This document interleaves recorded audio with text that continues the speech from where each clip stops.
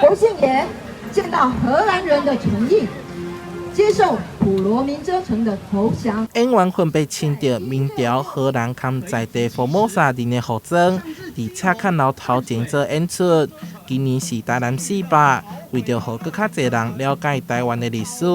台南市赤坎澎湃商圈特别邀请汉文化总会及地成宫后代，以讲册人的角度呈现后阿修展，讲述郑成功在400年前这个故事的由来哦，从金门到我们的鹿耳门，然后到我们的那个后面那个三老爷宫哦，这边登陆，算历史史实啊，然后再把它做，因为是快闪短剧，所以是非常的浓缩简化，把重点的历史转折点演绎出来。台南的400年也是我们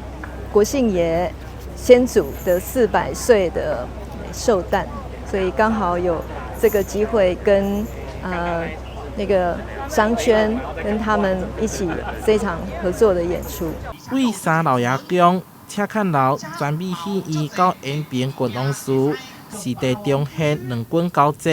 让大家了解历史上后阿修展精美的服饰及完美的演出，让民众娱乐之外，嘛拢纷纷看演员喜上留念。制作单位准备得很认真，整个从服装、造型